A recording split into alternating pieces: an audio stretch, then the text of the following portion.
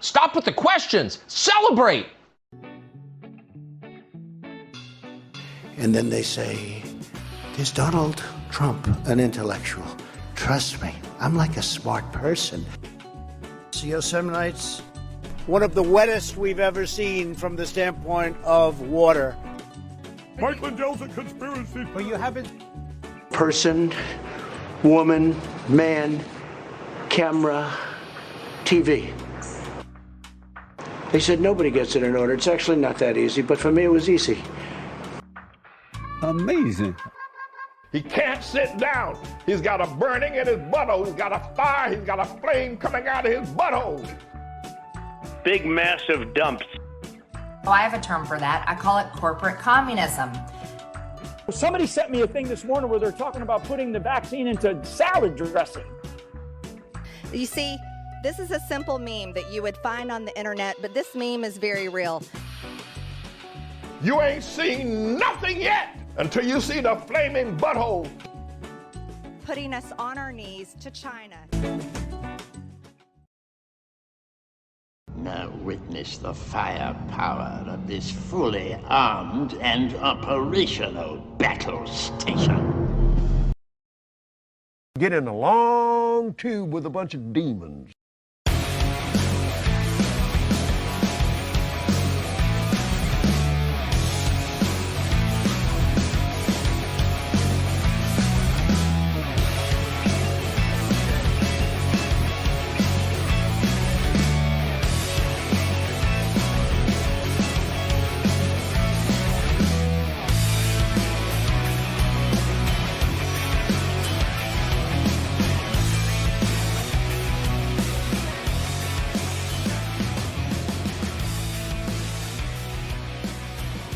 On the nation, Waldorf Nation. What's up, everybody? Welcome to the show. Your host here.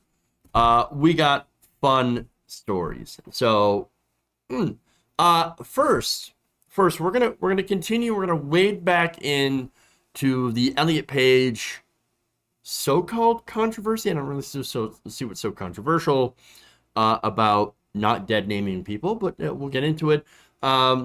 Specifically, I'm going to talk about Rising. So, a little bit of a fun argument discussion that happened on Rising. I am going to talk about that. That's interesting. We also have Herschel Walker and his campaign. They might have just gotten clued in that he's got brain damage. Interesting. We have China apparently stealing the moon. Weird. We'll talk about that. We have a representative on the Republican side accidentally saying she might shoot her grandkids. Very strange. And then we have an IRS scandal. Interesting. So we'll do that. All these stories, much more. We got fun. Let's dive into it. Oh, before we do, please like and share the stream. Very important that you do so. All right. That said, let's do it.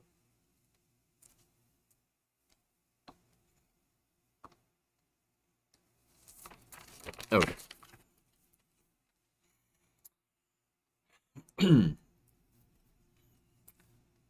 Actor Elliot Page has been trending in the news lately. First, following some hateful tweets by Jordan Peterson, who had not only dead named Elliot, but also had criticized the surgeon that had helped Elliot transition. Then you also had, and by the way, hilariously saying that I would rather die than delete the tweet. Funny. Dave Rubin also got suspended, but I think he is back on Twitter now for deleting the tweet of the tweet where he had also dead named Elliot Page. Again, Elliot Page is a transgender man, and so they were using his previous name, his literal dead name, in a very, very intentionally bad way. So now, on Wednesday, the hosts over at Rising, and there are a number of different hosts now that were having discussions on this, and really what they were talking about is whether or not Twitter, social media platform, should be able to suspend people for using a dead name. So I guess this is a conversation that's being held on the conservative side of, hey, we should be able to dead name people because it used to be their name. Okay. So now, first, I'm going to show you a video here. This is Oluyemi Olurin, who is a progressive host. She is going to take on both Kim Iverson and Robbie Sove. Take a look. I guess we should not say it because maybe that would violate some policy. It's a dead name. That's crazy. Why is it? I don't understand. Why is that any crazier than people change their name? Call me this. Call me this. I prefer to be called. Right, but to not even be allowed to acknowledge that you used to have a different name. What do you need to be able to acknowledge that for? How are you suffering? Where's your harm? Where's your oppression? That person lived as a different person for a long time, decades. And so to say that suddenly we all have to pretend like those decades didn't exist and that person wasn't that person for those decades. You're not forced to pretend that. You just can't. I understand. You just can't say it out loud? No, you can talk. Right. Okay, so I love how conservatives think that there's this idea that we're all being forced to pretend that this person never existed. I mean, I got news for you. When you look at it, when you ask a transgender person, that person that you are referencing, the dead name, never really existed in the first place, okay? Again, ask any transgender person, when it comes to that person known as Ellen, that person was never real. That was Elliot's public face that he was forced to wear by society. That's what so many people don't seem to understand about transgender people. For much of their lives, they're forced to hide who they really are. And again, when they do come out, they have to go through an entire annoying, long process to change their name in order to match the person that they have always been. And so, ironically, the people that have to pretend are the people who are transgender in order to fit into a society that is very hostile to them. And so, that said, has it been getting better over the last few years? Sure. However, there's still a lot of work to be done in the regard for fighting for trans rights. But so the core of the argument here, though, that they seem to be having on Rising is, yeah, but should people be, be suspended off Twitter for using a dead name? Now, before I share with you another video on that, Oluyemi explains why you shouldn't dead name people. And again, I do apologize that I might not be saying her name right. And I just want to put that out there because I'm still myself learning. And of course, I want to get it right. Nonetheless, here we go. She's gonna explain why dead naming is not a good thing to do.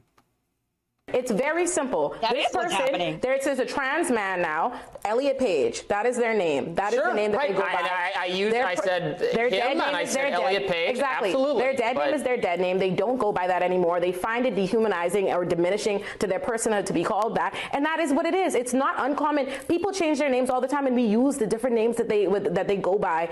Right, but then if somebody... The dead name reflects a person, an identity they do not recognize. They find it psychologically harmful to be seen in that way. They've moved on. All right, so now it really is pretty simple, okay? The name is not their name. It's super disrespectful to use that name on purpose, okay?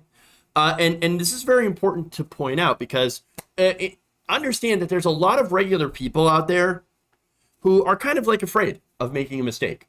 Okay? And they do make mistakes. Sometimes they'll dead name, sometimes they'll misgender on accident, and it does happen. Look, I've had it happen before. And again, a lot of good intentioned people have made that mistake. And it's, again, because it's something different. The human brain has to learn. You've got to adjust accordingly. And then once that is learned, once that's in there, it's in there. So again, if you do it by accident, then of course you shouldn't be banned. That's fine. Or yelled at or chastised. And again, it's not really as big of a deal as some cis people tend to make it out to be, right? Because they think if they slip up once, the entire full force of everyone is going to come down on them. That's simply not the reality. It's just going to be a correction like, hey, please remember my pronouns. Please remember my name and how I identify. Totally fine, right? Now, that said, if you were a bad faith actor, like Jordan Peterson, and you are out there purposely dead naming and misgendering people, then yes, I do believe that there should be some consequences for hate and harassment. Again, Peterson did this on purpose to get banned because that is a cottage industry in the right wing where they revel in their perpetual victimhood of first breaking the rules and then crying that they got punished for breaking the rules. Because back in the day, and remember, this comes from an immense point of privilege where white right-wing men never had to play by the rules and never got punished for breaking the rules. That is starting to change. Not fast enough, but it is starting to change in this country. And unfortunately, of course, the right wing are absolutely crying oppression whenever they're challenged or called out or punished for intentionally breaking those rules. Okay? So now that said, they also banned Dave Rubin. Dave Rubin, of course, dead named Elliot on purpose. So again, that he could get banned and then cry and then try to direct people towards his crappy social media site. These are not good faith actors having an honest discussion and debate. There is no debate about transgender rights. Transgender people deserve rights. Transgender people deserve respect. Simple as that. So now here's the thing. So her co-host, Robbie, I actually do think that he's not a bad faith actor. At least from watching that segment, I think he's wrong about a lot of things, but I don't think he's arguing from an anti-trans standpoint, right? I think he's arguing wrongly from a free speech standpoint. The only thing, again, about his argument that is wrong is that Twitter's a private corporation, meaning the First Amendment, free speech, doesn't actually apply. It doesn't. When you make comments on their platform, you've already signed a terms of service. That terms of service says we can ban you for pretty much anything that we want.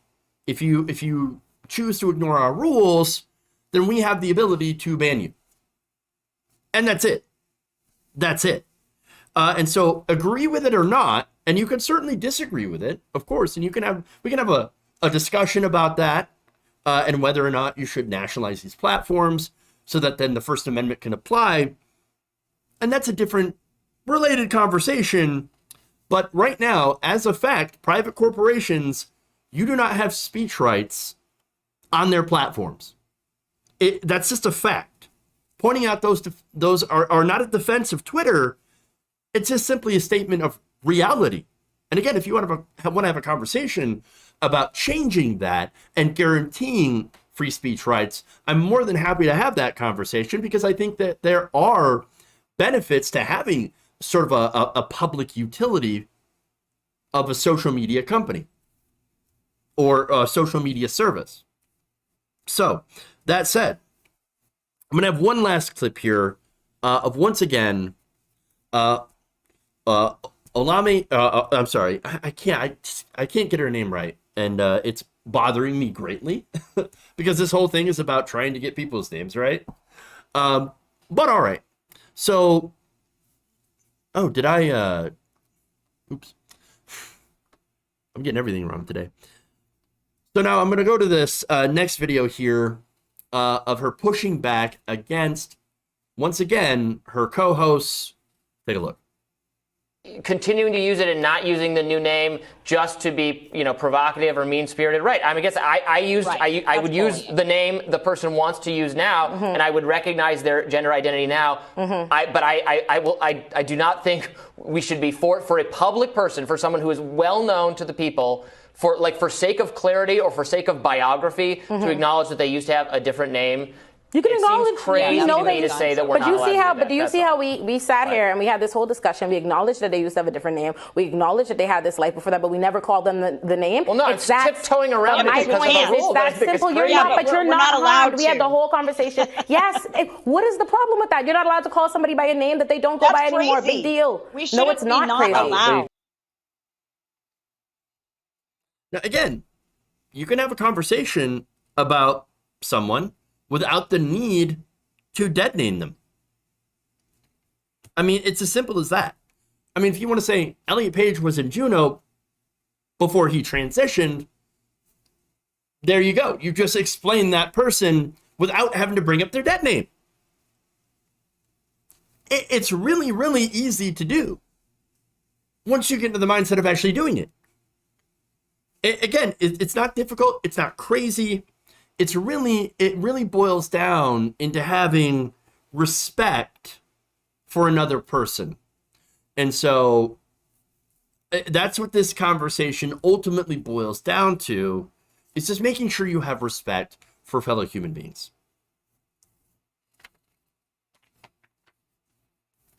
Okay.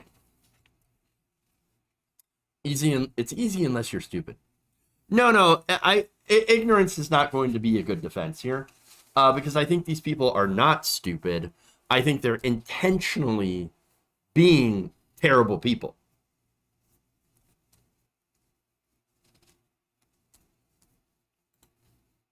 What is free speech? What is free speech? Free speech is simply speech that is protected against the government, so you can speak out against the government without being arrested. That's what it is. It's in the First Amendment. You can say things against the government, have a public redress of your grievances against the government without being arrested.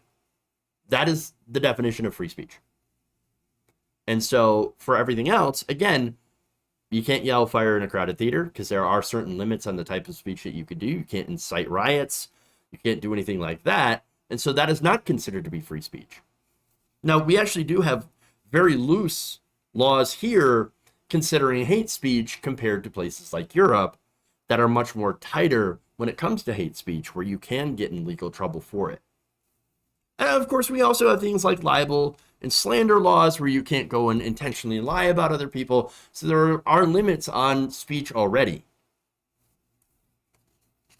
And so mainly, again, the whole purpose of free speech is that you can criticize the government and not be imprisoned for it and not become a political prisoner. So hopefully that answers your question.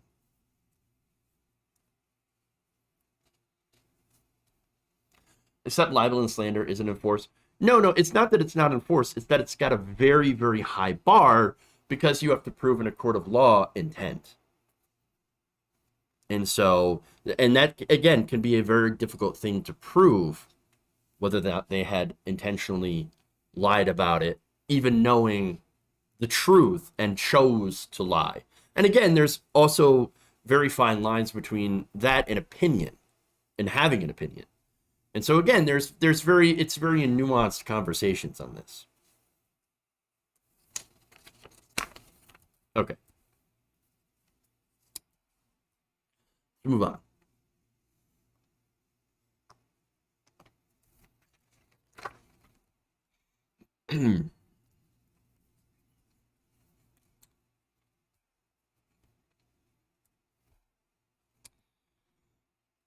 Following the many bizarre statements and outright lies, as well as questions of his mental fitness by the public, it appears that Herschel Walker's own campaign has been asking the same question, whether or not he is actually fit to be in Congress, which is very strange considering it is Herschel Walker's campaign that is trying to put him in Congress. So now I'm going to go here to a report from Daily Beast. where it says that advisors to the Trump-backed Georgia candidate are having some serious reservations about whether he is fit for the job. A person described as a closely connected advisor to Walker's Senate campaign has shared some internal campaign messages with the publication that show a chaotic candidate who was mistrusted by his own campaign staff. Again, interesting.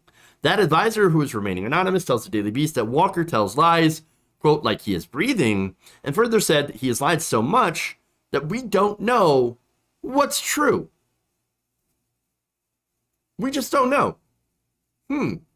Now, I hold on here, okay?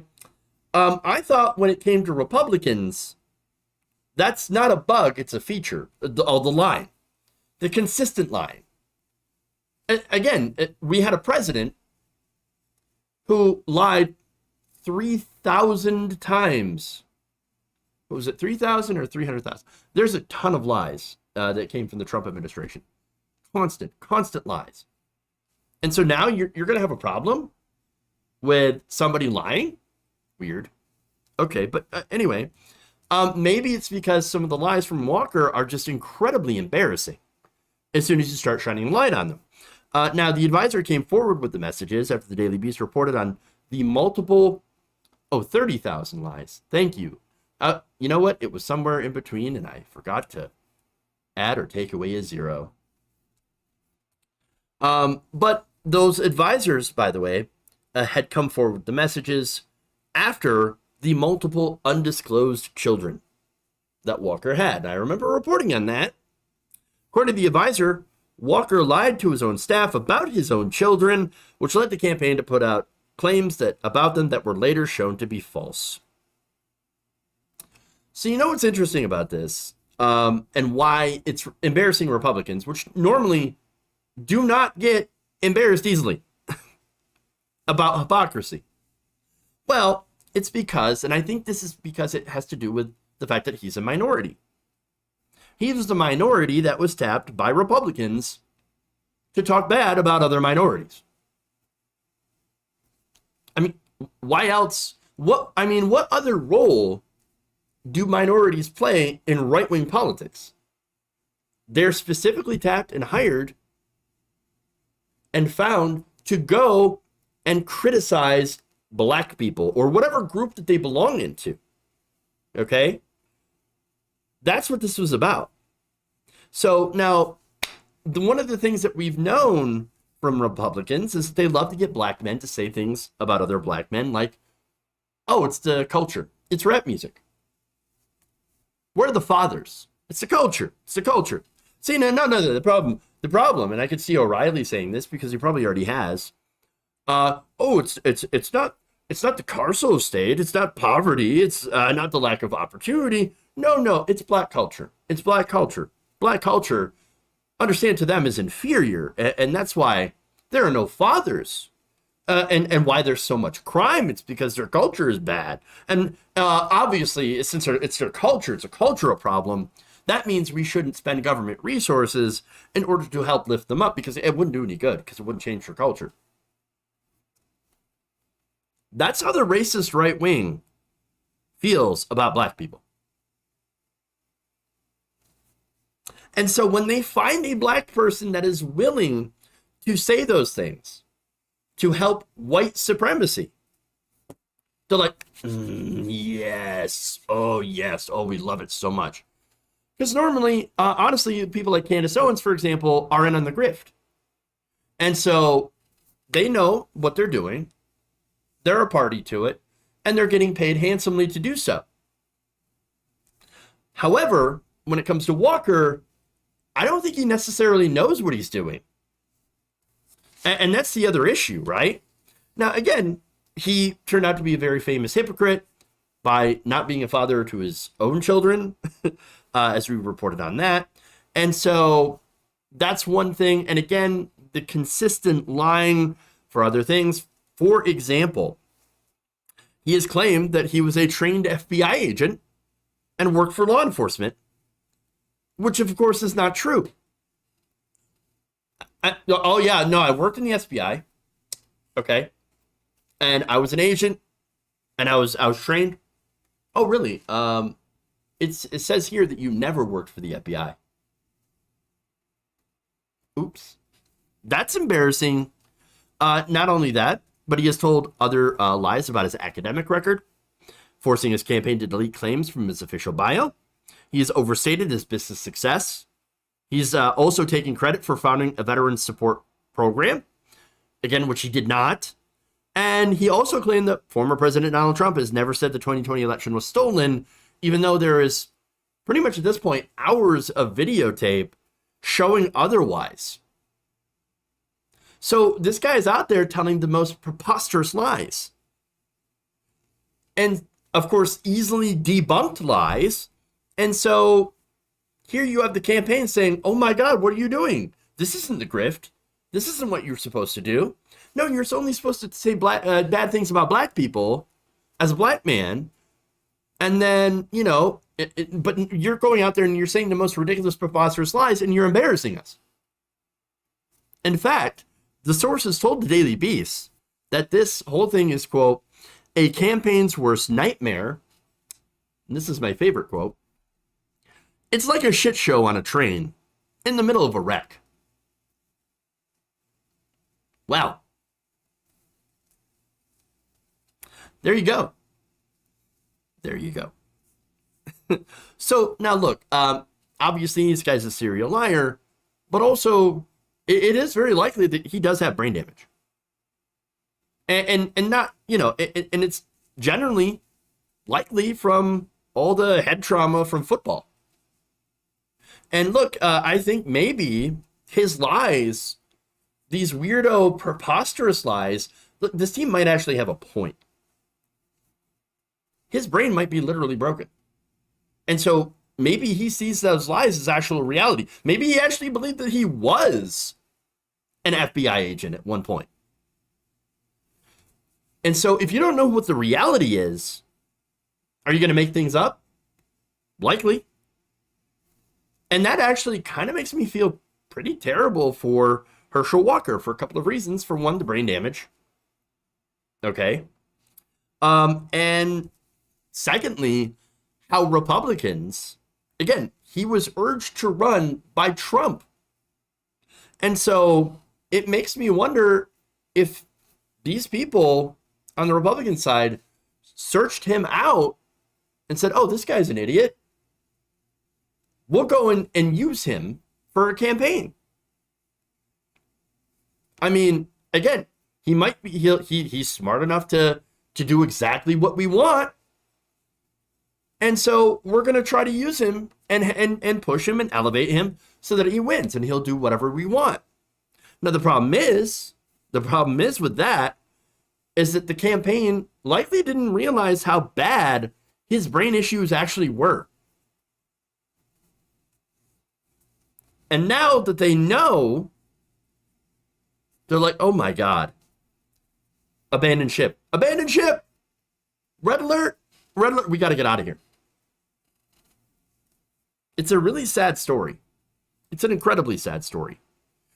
You know, again, regardless of his, of the fact that, you know, if he's actually mentally unfit or not, or just a serial liar, and I can't make that determination. I'm not a doctor. But what I am sure of 100% is that he has no place in a position of power.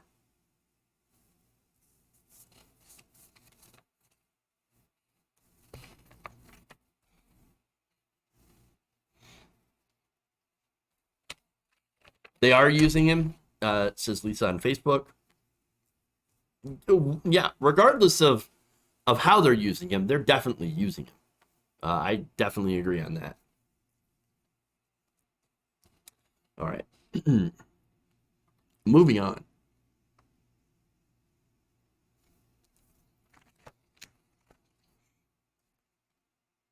Ready to go to the moon?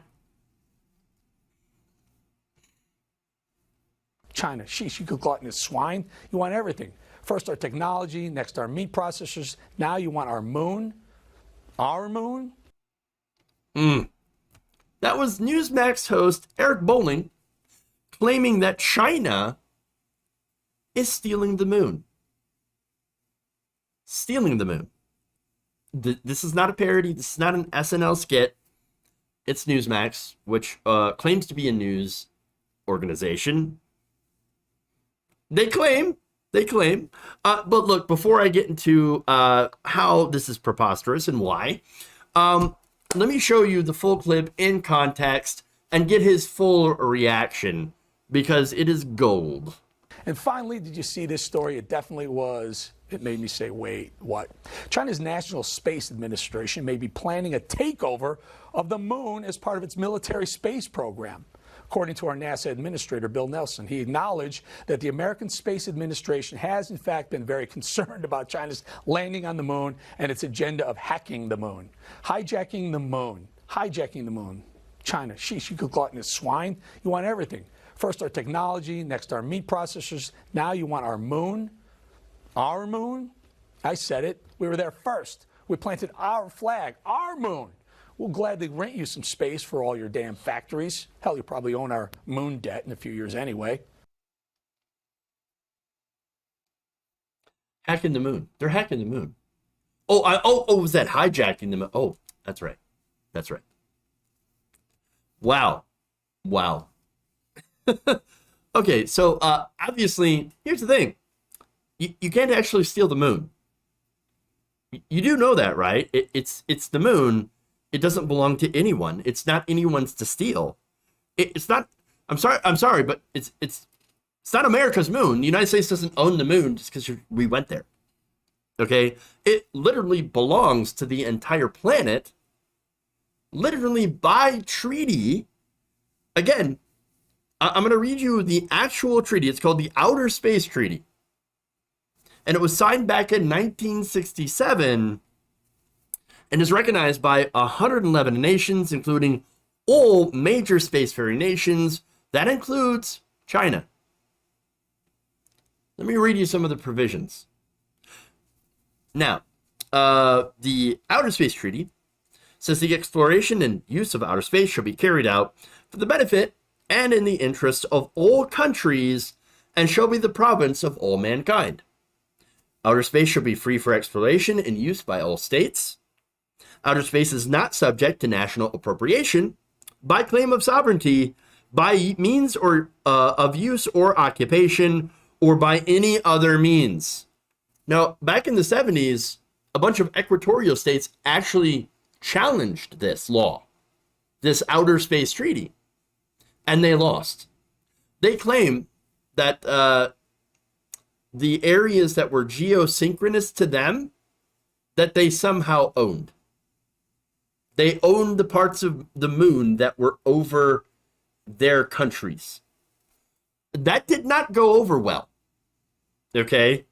It was absolutely rejected, and the whole thing was dropped. Weird. But okay, there's more. They also say that you shouldn't be weaponizing space. States shall not place nuclear weapons or other weapons of mass destruction in orbit on or on celestial bodies or station them in outer space in any other manner. Okay? The moon and other celestial bodies shall be used exclusively for peaceful purposes. Astronauts shall be regarded as the envoys of mankind.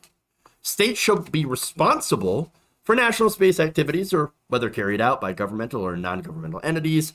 States shall be liable for damage caused by their space objects, which the United States, we got a lot. We launched a lot of space junk, so we might have to clean that up. And by the way, states shall avoid harmful contamination of space and celestial bodies. Oops, kind of effed that one up. But okay, look, this treaty, which is still in effect, is considered the cornerstone of space law. Law, but in space. So, look, obviously, we have this treaty, and we're all abiding by it. We're all, we all signed up for it. And so, we're all following it. China has every right to go and explore the moon as we do. That's it. Simple as that. Now, here's what I think this is actually about. So, look, the head of NASA actually did say that he was concerned with Chinese space activities. But I don't think it's actually about China weaponizing space. What I think it's about is resources. Remember, there is actually no provision that outlaws space mining, whether it be asteroid mining or moon mining for minerals or materials, right? So in fact, back in 2015, private US corporations had lobbied the government to introduce the US Commercial Space Launch Competitive Act of 2015. That passed and legalized space mining. Oh, look, space mining.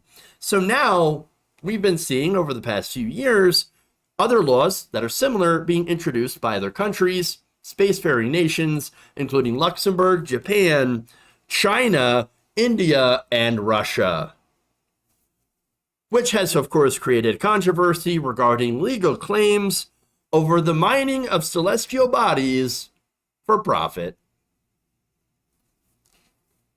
Look, this isn't country versus country specifically, all right? This is American corporations, though, to be fair, American corporations control the government of the United States versus Chinese corporations, which, by the way, Chinese corporations are also the state. So they're basically state-run corporations. And their rights to monetize the moon. That's it. That's what this is about. But old Eric Bolling, that idiot, can see is nationalism. U.S. nationalism. The moon mine, big moon, great moon, moon mine, USA, USA, USA, moon, America. He's an idiot. However, it actually does concern me, this whole thing, because what it comes down to is corporate greed.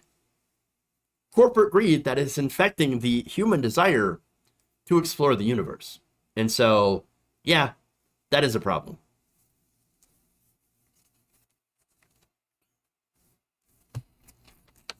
All right.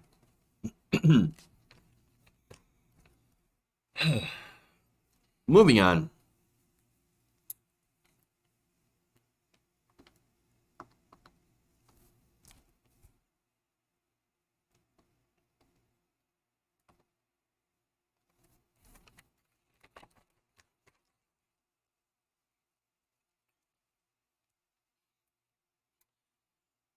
GOP Representative Debbie Lasko of Arizona had shocked and confused people when she made a floor speech implying that she would shoot her own grandkids to protect her grandkids. I have 5 grandchildren. I would do anything to protect my 5 grandchildren, including, as a last resort, shooting them if I had to protect the lives of my grandchildren.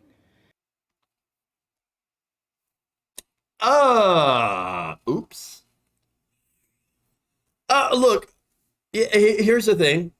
It's a slip. I understand that. Stupid mistake. Of course, she said the wrong thing. Fair enough. Because shooting your grandkids to protect your grandkids doesn't make any goddamn sense from a logical or grammatical standpoint. Still, again, we all make mistakes here. Made a big oopsie, and when you focus just on that, it's funny. Now, what's not funny is she is still talking about shooting somebody. Not members of her family, but definitely other people. And then it starts getting a little dark. Okay. Now, instead of issuing a statement, because this had actually happened last month, instead of issuing a statement, she then went on to attack people for pointing out that what she had said was insane and wrong. Here's what she tweeted. It never ceases to amaze me the lengths of gun control zealots will go. They turned my speech about protecting the Second Amendment rights and my right to protect my grandchildren from violent criminals into a claim that I would harm my own grandchildren. Absolutely ridiculous. Okay, but nobody's really saying that. And again, it's a mistake. She definitely didn't I don't believe that she had meant to say that she was going to shoot her grandchildren. She would shoot somebody, and that's already bad enough. Okay? But here's the thing, though. When you look into it, you're not actually protecting your grandchildren by promoting more guns. So that's a problem, right? What she's actually doing is putting them in more actual danger, because more guns equals more gun deaths. And for children specifically, it is the #1 cause of death. It kills more young people than car accidents. It's overtaken them in the sheer numbers. And ironically, most of those are accidents. A lot of those are accidents, I should say. A 2-year-old, for example, picks up a gun, thinks it's a toy, shoots someone else. That's about 5% of those deaths, right? Researchers at the University of Michigan, I've got more numbers on this, found that while firearm-related deaths had overall increased by 13.5% between 2019 and 2020, among children and adolescents, they surged to 30%. Holy crap. And by the way, the United States is the only country where this is an actual big problem. According to researchers at the University of San Francisco and Harvard T.H. Chan School of Public Health, who compared the rates of firearm deaths in the U.S. to other populous high-income countries, mostly European nations where they have higher levels of gun laws and less gun ownership. Children in the United States are most likely of all those nations to be killed by guns. Their most recent study, looking at data from 2015, finds that the U.S. accounts for the vast majority of firearm deaths among children. Across the 29 countries in the study, the U.S. accounted for almost 97% of the firearm deaths among children 4 or younger, and 92% of firearm deaths for those between the ages of 5 and 14. Those are just staggeringly disastrous numbers. It is unbelievable the amount of deaths of children for a country that purports to claim so much, that they care so much about children, about babies. Give me a break. And it gets worse. According to the Brady campaign to end gun violence, nearly 8,000 children and teens on average were shot, and more than 1,600 died each year between 2015 and 2019. Of those who died, 52% were murdered, 40% died from gun suicide, and 5% were unintentionally killed through those accidents. Again, through a 2-year-old picking up an unsecured weapon and accidentally shooting themselves or someone else.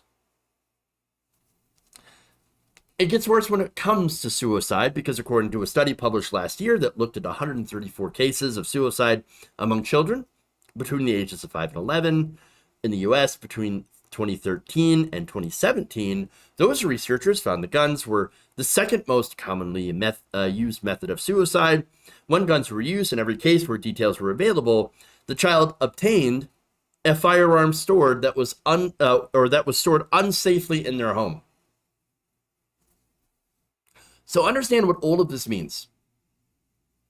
Debbie's grandkids are more likely to die from her own guns, from her guns, that she might mistakenly leave out because she's not responsible with them, than they are to be killed by violent, roving gangs of criminals. Okay? And right now, her policies are doing everything that they can to ensure that those criminals get unrestricted access to those weapons. No background checks, no mental health screenings, no red flag laws, no restrictions on magazine sizes, no restrictions on what kinds of weapons that they can get. What Debbie Lesko is promoting is more guns everywhere. Everywhere. So I don't believe she actually said, I would shoot my own grandchildren. What she is doing is actively putting her grandchildren in more harm. The policies that she supports puts them and every other child in this country, as well as every adult, in danger of being gunned down like so many others have.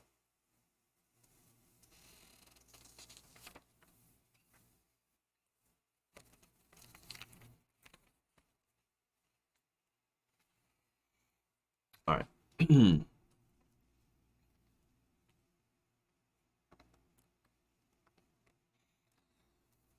All right.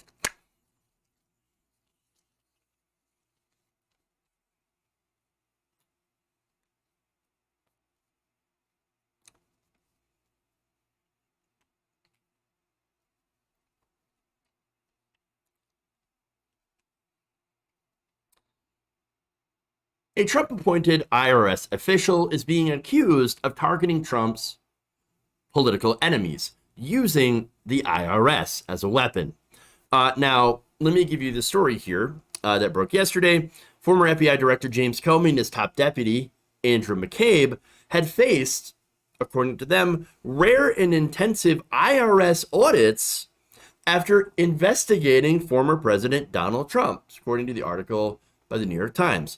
Comey, whom Trump fired back in 2017, while he oversaw the FBI's investigation into the Trump campaign's ties to Russia, McCabe, who was similarly terminated after investigating Trump over the Comey firing, were selected for a random audit known as an autopsy without the benefit of death, according to the report.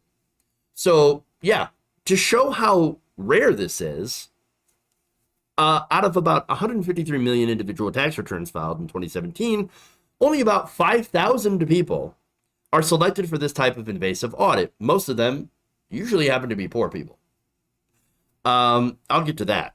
Comey and McCabe, however, along with their spouses, were suspiciously targeted for the special audit after being fired. And I say special because when you look at what they're asking for, it's deep. Maybe even 2 levels deep.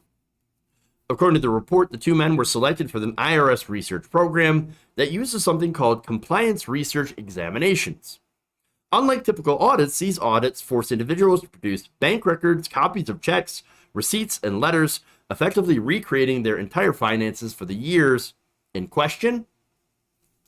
The process takes months and often costs thousands of dollars in accountant fees. And so if that's not a punishment, I don't know what is. Because again, nobody likes doing their taxes in the first place. And so, I mean, then you're gonna force people to go and look through all of their year's finances. Really? That sucks. Now, another person that was mysteriously audited is former Trump fixer Michael Cohen. So now, is that a coincidence? Maybe, but not really, as far as I can tell. Because look, generally, when the IRS audits people, they audit poor people. Of course. The IRS goes after poor families at about 5 times the rate of wealthy and powerful people. That's why this really stands out. Because not only are McCabe and Comey wealthy and powerful, Cohen as well, or at least Cohen was, well, they also happen to be enemies of the former president. And even more damning is that a Trump appointee, the IRS commissioner, Charles Rettig, he is still running the IRS under Biden. Biden didn't fire him. In fact, Biden didn't fire a lot of the former Trump appointees. He just lets them go. He's like, oh, you're a Trump appointee? Who cares? I'm not going to get rid of you. Rettig also, by the way, has a history of defending rich and powerful people. Rettig was a tax attorney in Beverly Hills, California, when Trump put him in charge of the agency, which employs about 71,000 full-time staffers.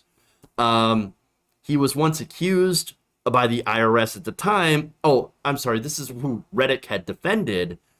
A billionaire that was accused by the IRS of hiding money in offshore accounts. Rettig also defended a venture capitalist the agency alleged used sham accounting to shelter their assets, and the heirs of a millionaire defense contractor who sought to fend off inheritance taxes. Oh, interesting. Very interesting. So now Trump looks at that guy and says, oh, that's the guy I want running the IRS. Why? Because he's not going to look into people like me. He ignores the crimes of rich people. And not only that, but Rhetoric also defended Trump when the Democrats tried to get his tax returns. In 2018, he shielded the former president's tax returns from public view in the face of a House Democratic lawsuit. So, he defended rich people, got appointed to the IRS, and now he's defending Donald Trump. But worse is that he's also going after Trump's enemies, political enemies. Now, here's the thing. This could be bad for Donald Trump, because if it was shown that Donald Trump had ordered him to do all these audits on his political enemies, well, then that would be illegal. Under federal law, it is illegal for nearly anyone in the executive branch to request an IRS audit of any specific individual's taxes. That's exactly what he's alleged to have done. And by the way, that's also what Republicans had alleged that Obama had done back in 2013. Do you guys remember the IRS targeting scandal? The alleged IRS targeting scandal, where Republicans say that the IRS was unfairly targeting just conservatives. Oh, conservative groups, you're coming after us for our tax-free status. You're investigating us. How dare you do that? That's political. It's totally political, 100% political. They're only coming after us because we have Tea Party in our name. Oh, really? Really?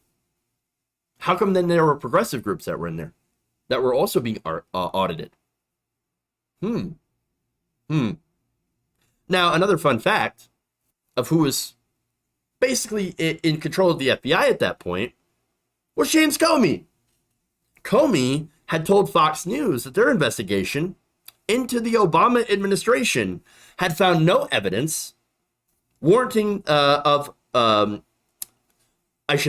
warranting the filing of federal criminal charges in connection with the IRS scandal, as it had not found any evidence of enemy hunting.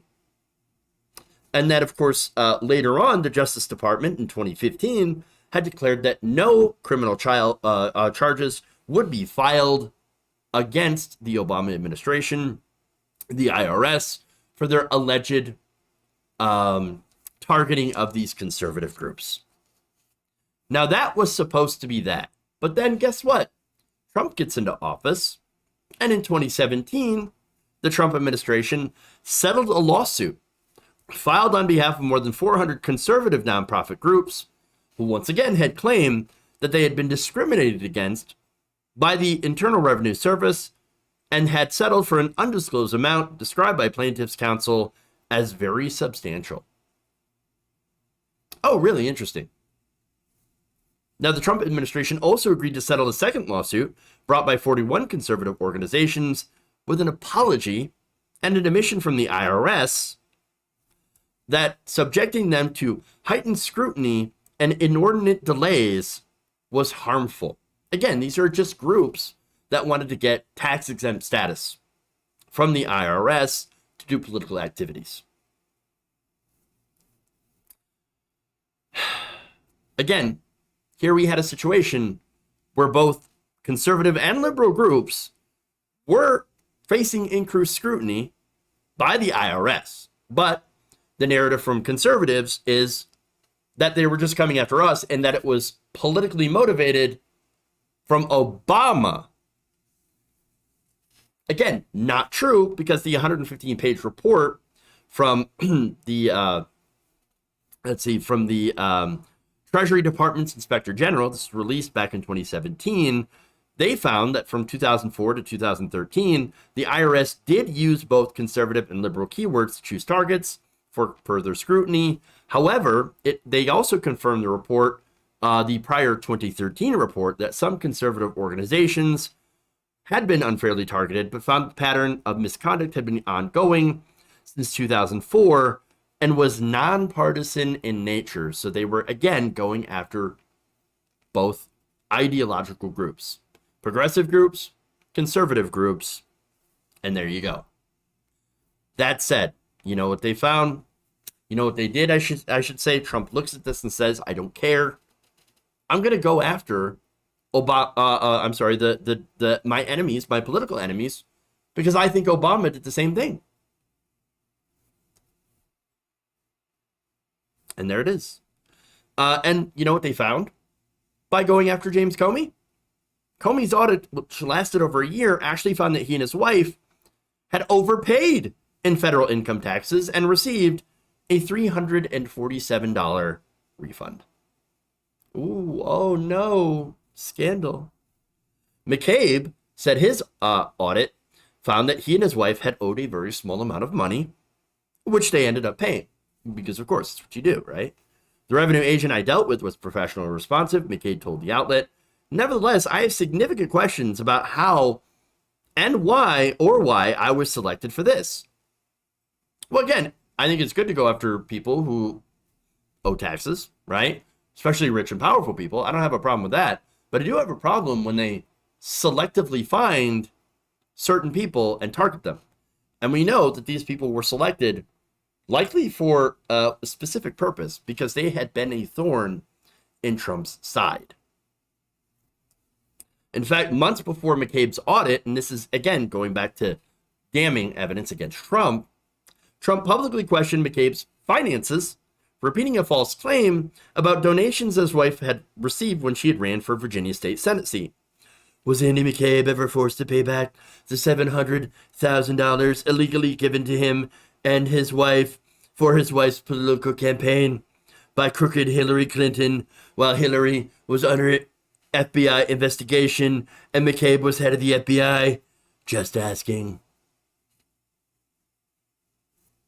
That was back in September of 2020. Well done. Well done. I mean, he's stupid enough to go and broadcast his crimes, questioning his finances, and then getting somebody in the IRS, or at least signaling to somebody in the IRS, to then investigate McCabe's finances. That's not a coincidence. Not a coincidence at all. In fact, McCabe is saying that he was directly targeted. He says, quote, there was no penalties. There was no fines or anything like that. It's a pretty minimal thing in the end, but it's nerve-wracking, you know? It's really kind of, you know, scary, really, to be targeted like that. I don't know what happened here. And like I said, I think they handled the business okay. You know, the person I dealt with was fine, but the question remains, how was I selected for this? McCabe then also called for an investigation into the audits, and I think that's fair. It just defies logic to think there wasn't some other factor involved. Yeah, well, definitely. I mean, I agree. And I also agree with Lawrence Tribe. Here's what he said. No coincidence for sure. Odds are 30,000 to 1, and said that this kind of political targeting is a serious federal crime. So once again, here we have possible evidence that Trump had directed someone, either directly or offhandedly, you know, kind of giving this message like, Russia, you should go and look into Hillary's emails, that kind of thing, to try to take on his political enemies. That is an incredible danger. That is definitely an abuse of power. And unfortunately, that's what we would get if Trump or these Republicans that are pro-Trump get back into power.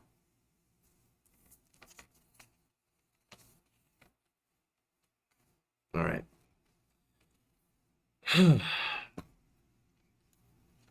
Ravaging Wolverine says, you mean the guy who weaponized the post office and attempted to cheat to win an election would weaponize the IRS? Oh, yes, I know. Big shock, right? Big shock. Ugh. Go here to Super Chats. Let's see.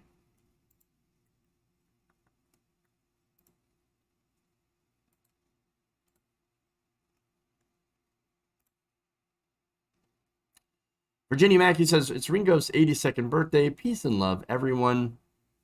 It's also Anna Kasparian's birthday. So happy birthday, Anna Kasparian. Let's see. Anything on Twitch here? Depressed Progressive, thank you for resubbing for a month of tier 1. Appreciate that. Jonathan Leiter says the IRS should bill us. We should not have to file taxes. Taxes should be filed with us. Yeah, I mean, if the IRS can just, I want to send a bill to the IRS for me having to do the taxes. Because that ain't right. That ain't right at all. Anna Kasparian called for the left to be armed. Yes, I heard that. I did hear that. Honestly, I don't blame her. As a woman in this country who is steadily losing her rights, I don't blame her at all. Especially now that there are guns everywhere.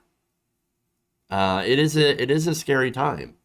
I still think that, statistically, you are more likely to kill yourself or a family member if you have a gun in the house. But if you understand that risk and at least train yourself to try to minimize that risk, you'll still have it, but maybe it'll be a little bit less.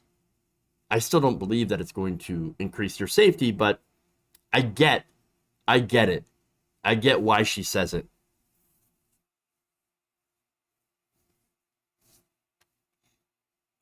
So, let's see. Boris Johnson resigns. Didn't he resign just from his party or the leader of the party, but not actually from government, right? I don't know. I'll have to look into that a little bit more.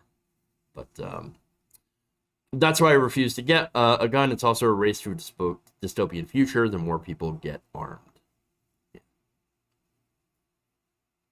He is stepping down from head of the government, right?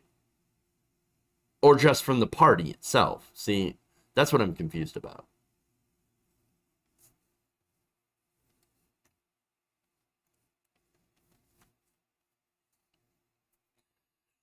All right. So, all right, that's it. All I got for y'all today. Thank you for going around the nation with me today. Really, really appreciate it. The cop that killed Tamir Rice got hired in Pennsylvania. Huge uproar. Yeah, I'll probably look into that. Because that is absolutely outrageous. Outrageous. He resigned as British Prime Minister. Okay. I have not been following UK politics. I know it's been I know a lot of people have, but we've got a clown show here that's even worse. And I know that he was the British Trump, but even he wasn't as dumb as Trump. Johnson will cease to be a prime minister, but will continue as a Tory MP. Gotcha.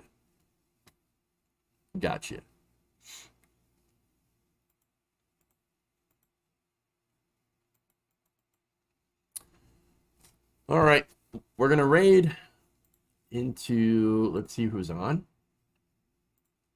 Oh, yeah, we'll raid into Ravana's stream with reactions, so do that. All right, everybody. Thank you. Love you all, and remember, change begins with you. Good night, everybody. We'll see you all tomorrow.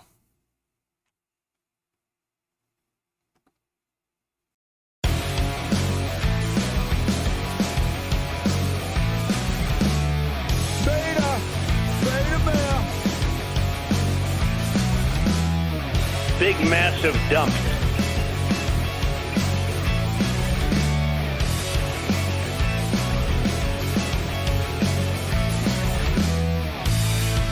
Please clap.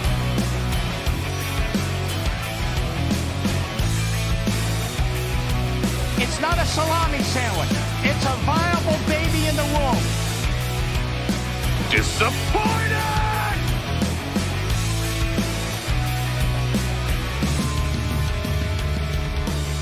Obama. They want to make you drink Starbucks every day from now until forever. They're kicking me out the door. They're kicking me out the door.